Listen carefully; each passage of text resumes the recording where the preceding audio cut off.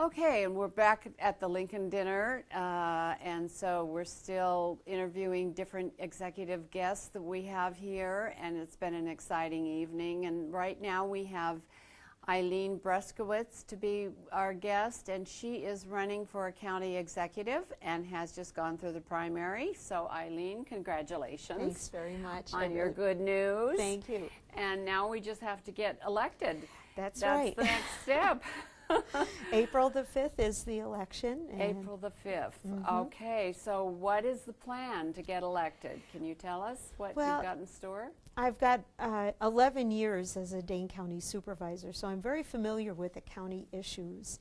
And I've had a chance to get to see how the county works, the nuts and bolts of it. So I feel that I can bring a lot of experience to the position, and I have ideas that I think will really improve our fiscal situation. So what are you going to do to try to promote yourself to try to get elected? Because this is a tough race. There's not an easy race. What do you see yourself doing to get your name out there and actually get yourself elected? There are a number of events that are coming up, debates, presentations, Rotary, any of the local clubs that would like to have me speak. I'd be more than delighted to come and talk to them about the county and what my vision is for as county executive. And what is that vision? Right, well, to really write the course, the county has headed in a fiscal direction that is very much like what's going on at the state and with the federal government. I mean, there's been a tremendous amount of borrowing and spending and taxing, and that trajectory needs to be reversed. So those are the kinds of, that's probably one of the main issues. The other really important thing, I believe, for the future of Dane County is to take a look at the regulatory environment, the kinds of ordinances and zoning regulations there are that really prohibit business from coming to Dane County. We have a great quality of life. We've got a university that's, nationally renowned.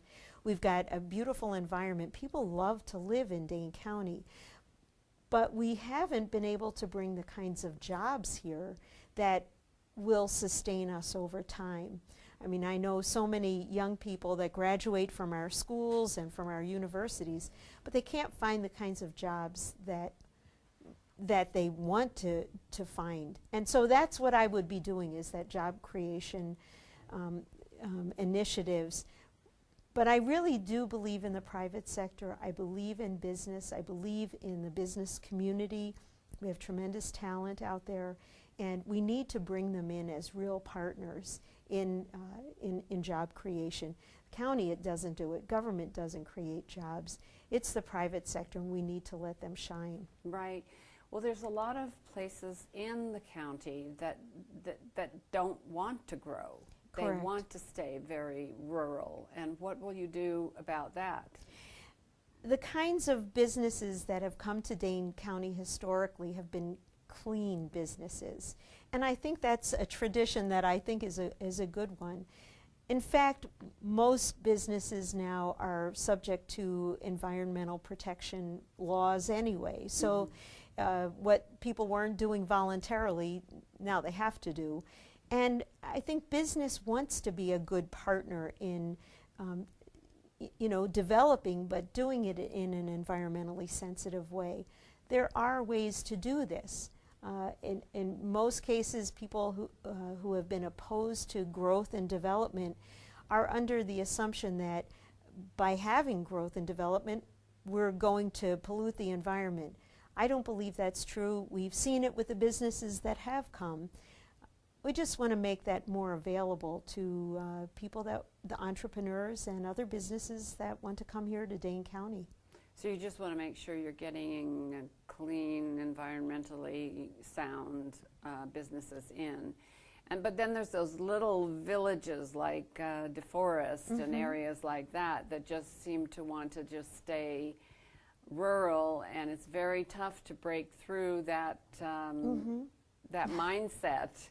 And get them to open the door to growth. What are you going to do about areas like that? Well, in fact, most of these communities have done a plan. They've done their comprehensive planning. Wisconsin, in fact, required that municipalities have a comprehensive plan. And those plans were made by the people that live in the community. So they have their own vision for what they think their community should look like. And I think my job as county executive would be to help them reach their vision, their goals.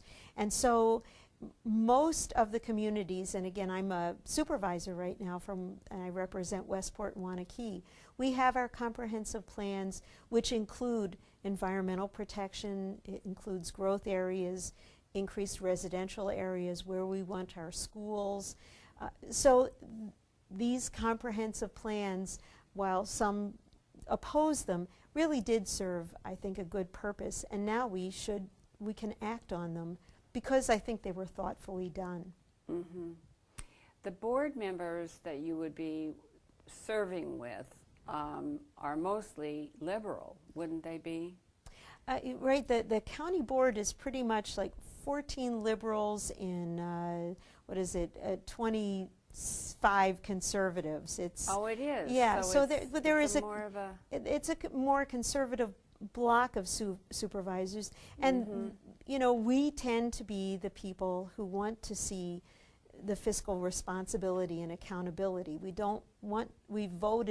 I voted against more borrowing and more spending on, for example, land purchases and other, we like to see good accounting practices used in the county.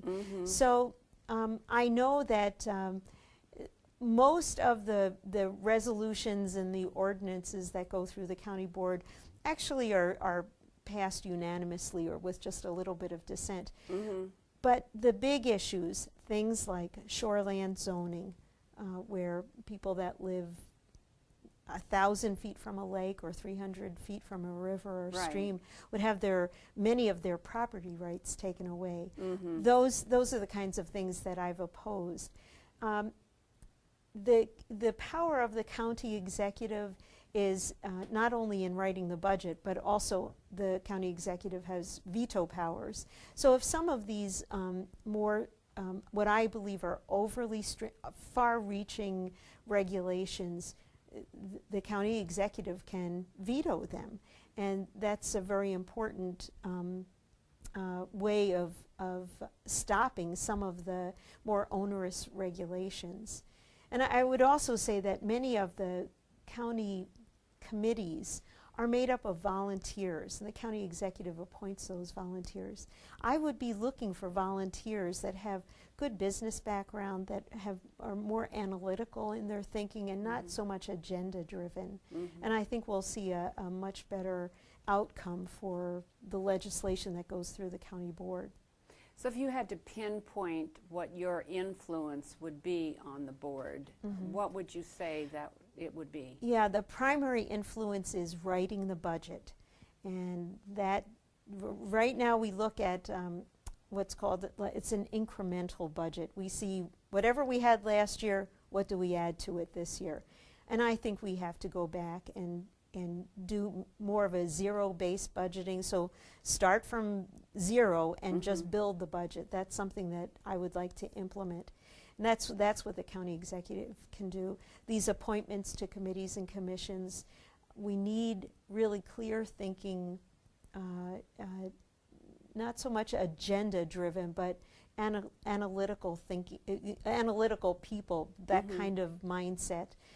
And then again, the next most important influence, which I hope I wouldn't have to use, is the ability to veto legislation that is excessive. But in writing the budget, you said that actually now we have a deficit in the budget. Yes, we do. So how would you deal with that deficit in the upcoming budget? I would just simply be honest. I think that there has been such an effort to allow the people of Dane County to think that everything is just fine And so there have been practices used where buildings have been sold on paper, but the building was never sold. The revenues were put into the budget to balance the budget. If you did that in the private sector, that would be considered fraud. Right. In the government sector, you can get away with those kinds of things. I don't think we should be doing anything like that. So it's going to be hard to sort of change this path that we've been on, but I think we just do it by simply being honest and forthright with what we're spending money on, how we can spend it better. Let's look at the programs that we have, and are we funding success in these programs, or are we funding failure? And where we're funding failure, we got to put a stop to that. Yeah, well, it sounds great. It sounds like a great idea and a great path to go on, but how do you influence other people to support you on it? Well, I think the best way is just by being honest, and we have not had that kind of discussion before. And I've been part of this discussion trying to let people know just what the issues are. Tripling of our borrowing over the last 10 years, attempts at passing ordinances which would actually reduce the values of these shoreland homes, so much so that it would take the tax base away from some of our smaller municipalities. So writing the budget with those things in mind, then the process is that the county executive writes the budget, delivers it to the county board by October 1st of each year, and then the county board can make changes to it. They can't add to it.